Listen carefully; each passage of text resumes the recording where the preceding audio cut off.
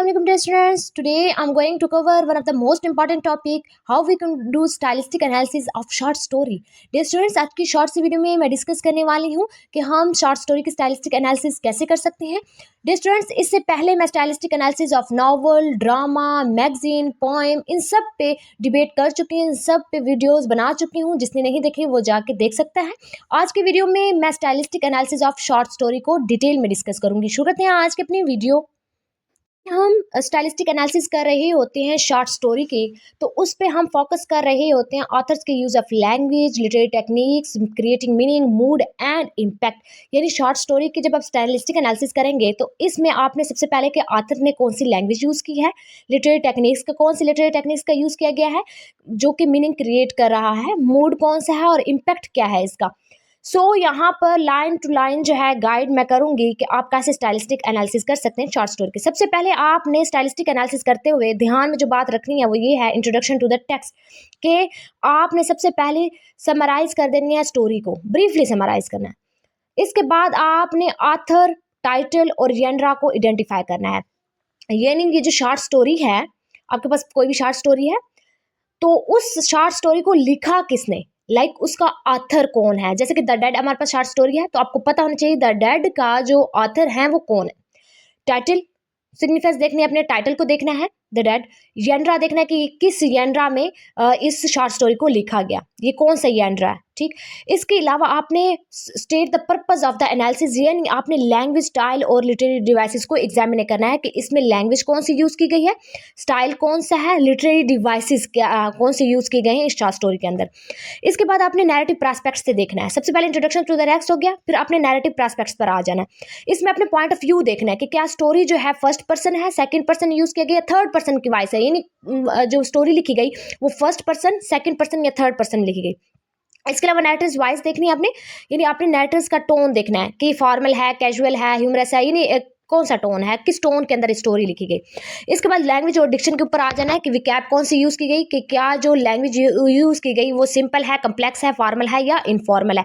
Figure of speech को देखना है, फिगर ऑफ स्पीच कौन से यूज़ किए गए हैं, यानी मेटाफर, सिमिली, हाइपरबोल कहाँ पर है, पर्सोनिफिकेशन कहाँ पर यूज़ किया गया, एक्सेट्रा.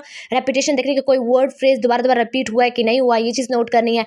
सेंटेंस स्ट्रक्चर को आपने देखना है, सिंटैक्स को देखना है, लेंथ देखनी है, कम्प्लेक्सिटी देखनी है कि जो सेंटेंस है इस स्टोरी के अंदर वो लॉन्ग है, शॉर्ट है, फ्लोइंग है, किस तरह है. पंक्चुएशन देखनी है कि ऑथर ने पंक्चुएशन का यूज़ किया या नहीं, पंक्चुएशन का ख्याल किया या नहीं, ये भी देखना है. इसके अलावा इमेजरी एंड सिंबलिज्म का यूज़ करना है, देखना है, इसको फाइंड आउट करना है कि कहाँ पर इमेजरी का यूज़ किया गया है, कौन सी विजुअल्स डिस्क्रिप्शन का यूज़ किया गया है, सिंबल्स कौन से यूज़ किए गए हैं, यानी ऑब्जेक्ट्स, कैरेक्टर्स और इवेंट्स जो ब्रॉडर थीम्स और आइडियाज़ रिप्रेजेंट कर रहे हैं, आपने उसको आइडेंटिफाई करना है. टोन और मोड देखना है कि ऑथर जो है वो इस सब्जेक्ट के बारे में क्या फील करता है, किस तरह का टोन है. अब ये टोन हो गया, ये चीज़ें मैनली, सेंटेंस स्ट्रक्चर हो गया, ये सब हम एक नॉवल के अंदर भी देख रहे होते हैं, एक ड्रामा के अंदर भी ये चीज़ फाइंड आउट कर रहे होते हैं. सेम चीज़ आपने शॉर्ट स्टोरी के अंदर फाइंड आउट करना है स्टाइलिस्टिक एनालिसिस करते हुए. इसके अलावा मोड को देखना है कि emotion does the story walks in the reader, कि क्या कोई इमोशंस इवॉक की जा रही हैं, कोई रीडर के लिए कोई इमोशंस, रीडर एक शॉर्ट स्टोरी को पढ़ रहा है कि यार रीडर के अंदर कोई इमोशंस इवॉक हो रहे हैं कि नहीं, बस सिंपली एम ही है. थीम्स एंड मैसेजेस आपने आइडेंटिफाई करना है, रिकरिंग थीम के ऑथर्स का स्टाइल्स कौन सा है और ऑथर्स के स्टाइल्स क्या उसके आइडियाज़ को भी सपोर्ट कर रहा है या नहीं, ये चीज़ फाइंड करनी है. इसके अलावा आपने वर्ड चॉइसेस के ऊपर जो है वो देखना है, imagery structure, convey deeper meanings, इसको जो है वो आपने देखना है.